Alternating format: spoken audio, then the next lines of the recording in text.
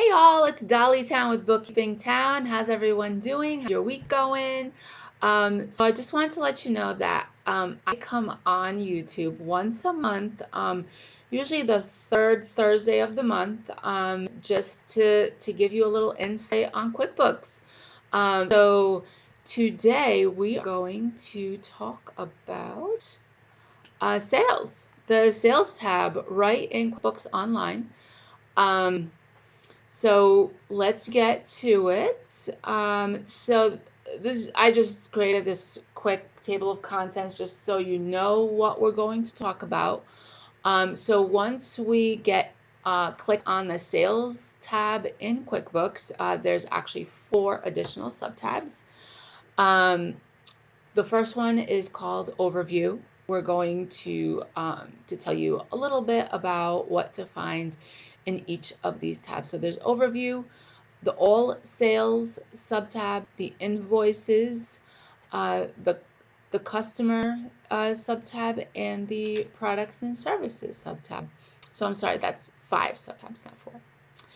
All right, so this is the dashboard. So once you log into QuickBooks, you're going to have this screen come up, which gives you an overall view of your business, your expenses, your income statement, the profit and loss, if there's a net income or not in the last 30 days.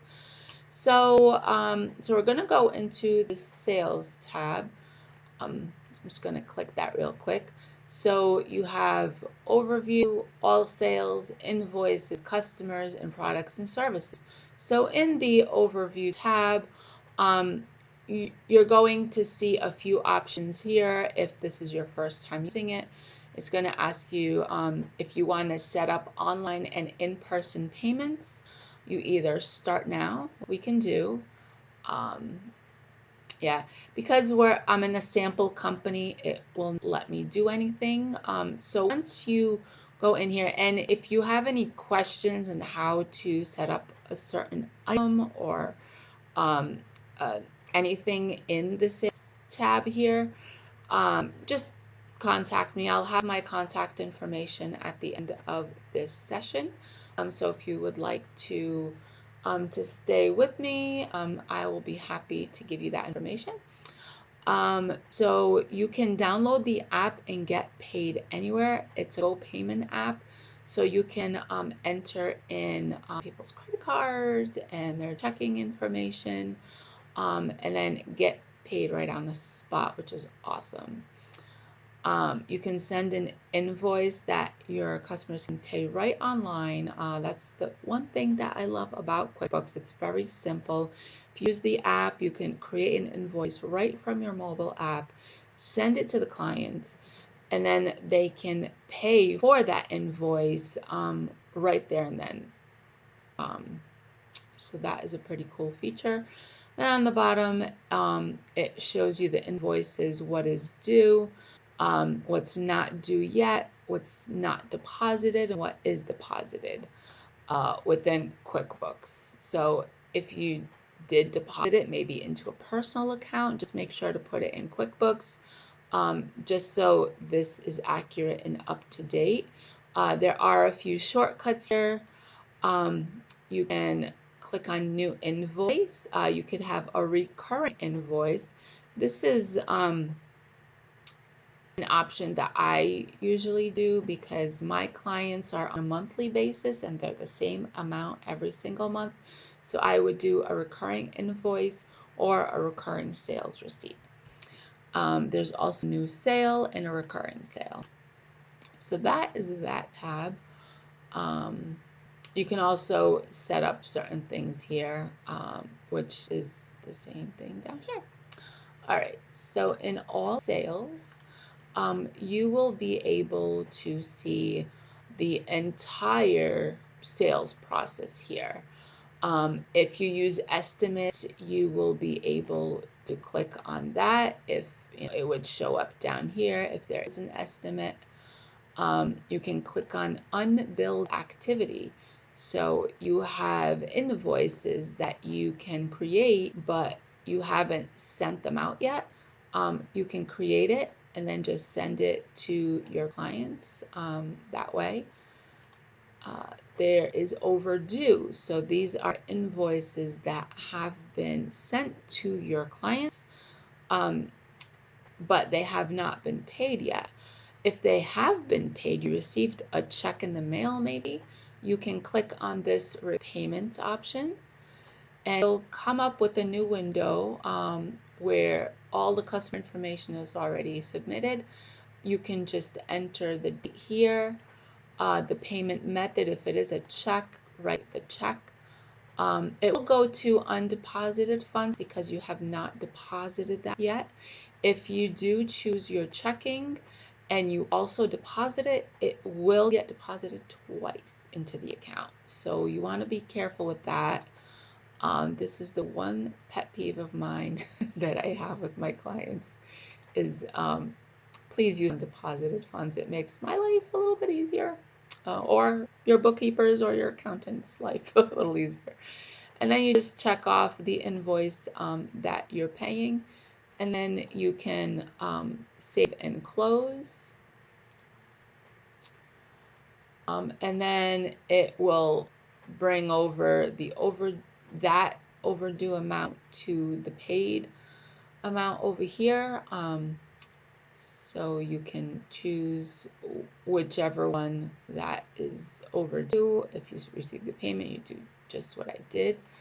And then you have the open invoices that are not due yet, but you still have invoices there. So you just want to make sure to check that as well. And then you have your paid amount since the last 30 days. So you can check everyone that has paid in the last 3 days right here. So that is the all sales. If you have, I don't think you would, but if you have it in an import, like an Excel spreadsheet, you can always import transactions. This guy is attached to Square, so he has Square transactions, so you can import from Square. You can have a new transaction, so you can click on what I was going to do next, because that's the next sub-tab for invoices. But you can create a new payment, a new estimate, a sales receipt, a credit memo. The sales receipt one, that's the one I use the most. So I would just put in the customer name here. Let's just do any customer. The payment method, it's usually a check, or another option to use is QuickBooks credit. But you can use, let's just put Visa for this example. And then, let me see here. In the real version, like this is the sample, so it's not going to come up. But for Visa, the deposit to will blank out, like it won't even show up anymore. And then on the bottom here, it would ask you for your customer's credit card information, and I would make recurring. So once I get a client signed up, I would have them on a recurring schedule. So I would do, create 1 day in advance for all that, and then it depends on when they sign the proposal. It's usually, for me, it's usually 5 business days after they sign the proposal. So let's just put the 10th of every 1 month, and we can start it, let's just say 11/10/2020.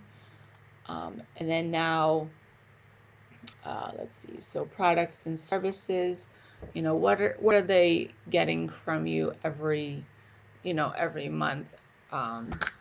Just, I don't know, just put landscaping service every month. Let's just put $50. And then once you save the template, so the next time it will be withdrawn, the $50 is this November 10th, and then it's going to be the 10th of every month, which is what you have here. So you can save the template. All right, so that is pretty simple. And you don't even have to do it anymore. It's just like a one and done thing. I love the recurring options that QuickBooks has, either an invoice or the sales receipt, which is when you have their credit card or their checking information available. It just makes it so much easier for businesses. And then if you have a credit memo, you can enter that for any client. So the formatting in each of the forms is very similar. So, you just put the customer name, the date, the product, and the amount, and then you just hit save and send. It'll be sent to the client. Their email address will be right up here. So that would be awesome. So I'm just going to get out of this here. All right, so I went over what I wanted to. So in the invoices screen, you will find it's really like the same, almost the same, but it goes into more detailed versions in these tabs. So here is the unpaid in the last 365 days. And you have overdue of this 1521, and then not due yet is this 3,756.02. And then it'll go over every single customer that's overdue, with starting with the most recent dates. And you can do last 12 months, last 3 months, last month, this month. So it depends on what you want. So you can narrow it down even more in this tab. And then, here it's whatever is not deposited. So I would, if it is $2,000 that's not deposited, I would really look into the checks that you have in possession and deposit those in the bank, because QuickBooks is telling me that either the deposits didn't go through, you haven't looked into your banking feeds, which I went over in another QuickBooks tutorial. So you would have to categorize every single one so it gets added onto QuickBooks. That's like a confirmation. Just because it's fed into the bank feed, it does not mean it's added to QuickBooks. You are the final person to do that. And if you need help with that, please let me know. All right, and then in your customers, this is where all of your clients reside. If you need to add any more clients, you can click on new customer right up here, and then you can start entering all of their information. The most important field is their company name, which is what the display name is going to be. So let's just put ABC Travel. It does it automatically. And then you put the billing address. If they're shipped anything out, you can add in shipping address as well. Check this off if you want to have the same billing address as the shipping. And then the email is important as well, because you are on QuickBooks Online. Everything is online. So you would need to send the invoice to your client via email, and that's how they can pay the invoice as well. There's a little option where it says pay invoice, and then they have a copy of their invoice within that email. You can enter their phone, their website, whatever you need to enter their information. So if you want to see what Bill's Windsurf had for the year, of their invoices and payments, you just have to click on their customer name, and then it'll give you all of the details with that customer. And then you can go in, if they have projects, customer details, late fees, you can put that in there as well. Let's just go back to the regular screen. So let's see, what else can I tell you about that? Let me just look here real quick. All right, there's no other options. Okay, so let's move on to, let's see. That's only if you have like different customer types. You can add, like if you have a certain group of customers you want to group differently, you can do that. All right, so in the products and services, this is really important. So after you go through your chart of accounts, you need to set up your products and services so you can create your invoices to attach those products and services to your invoices.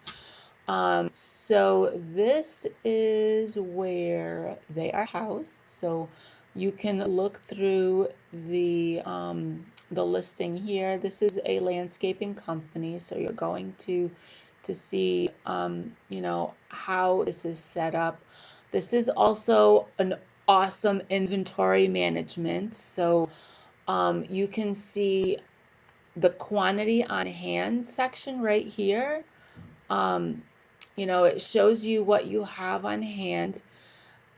You can set up, I'll show you in a second, but you can set up, like once your quantity on hand goes down to, let's just say 5, it'll give you a reminder to order more from that supplier.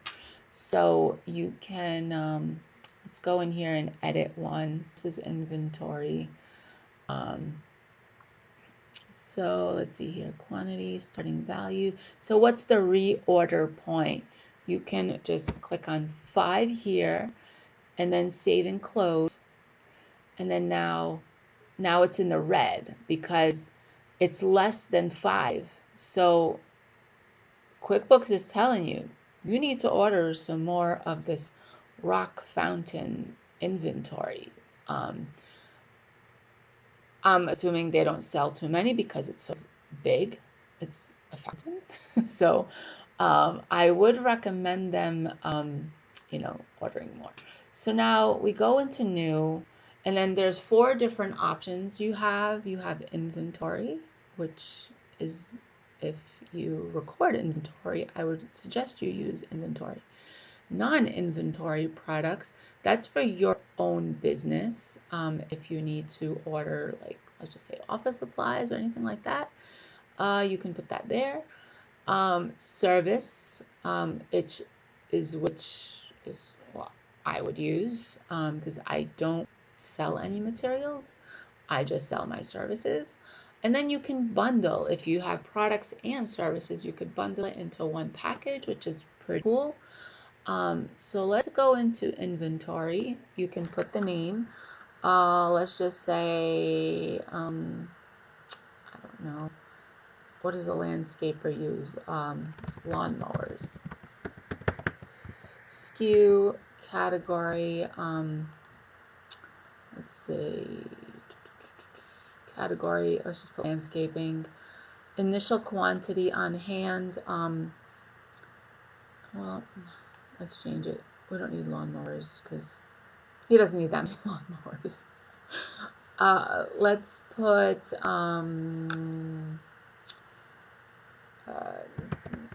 grass seed. Okay. So he already has 5 on hand as of 11/1/2020. And then the reorder, let's just put 20 here. The reorder point, oh, this hasn't happened yet. Okay, so 10/15/2020.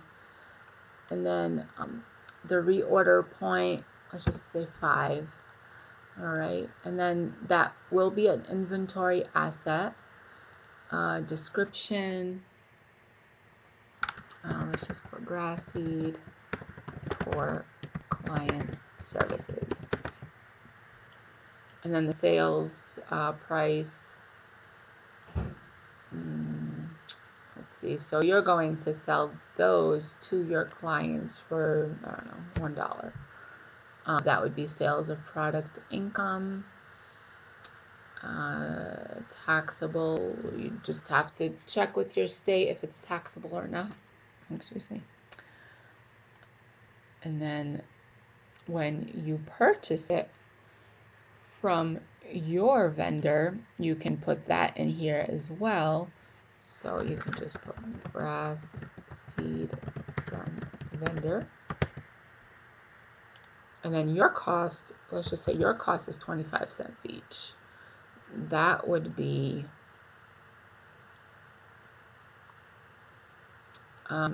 it would be your cost of goods sold because you are using it to do your service.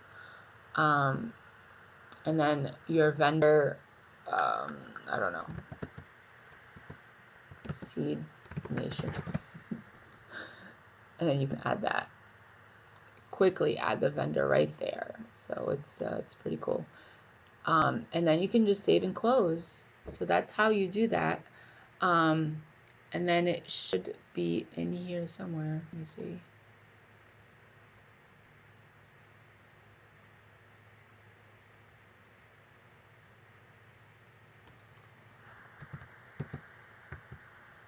There it is. So now you have all that information in there. All right. And then if you want to create a non-inventory item, it's the same process, same format for all of them, even service. You just have to, the services and the products, you just have to attach that to income account. So either you would have services account or sales, or it's something to do with income. And then if it's taxable or non-taxable, my services are non-taxable. And then I don't purchase this from a vendor. This is an original service that I provide. All right. And the last one is a bundle package. Let's see here. So you can just bundle each product and service. You can add so many to one if you'd like. So that was pretty cool. So this is what I have for today. If you have any questions at all, just here's my contact information. I am in Rhode Island, so but I am a virtual bookkeeper as well. So I work with all 50 states. I have customers all over. We do a lot of Zoom calls and a lot of virtual things like this. This is how I send them tutorials as well. I use a program called Loom, which is pretty cool. So if you want to look up my services, you can do that. My website is www.bookkeepingtowne.com. If you have any questions for me, I have an office number, 401-23-TOWN, which is also 401-238-6963. My cell phone is 401-474-5229, and you can also email me at dolly@bookkeepingtowne.com with any questions you might have. So thank you for joining me. Subscribe to my channel if you enjoyed this QuickBooks tutorial. And if you would like any updates on any more tutorials. Once again, I do this every third Thursday of the month. And the next one, I will go over, let's see, I will do reports next because not too many people use projects or payroll within QuickBooks. So I will just go over the report section in QuickBooks. All right. Thank you so much. Have a great day. Bye-bye.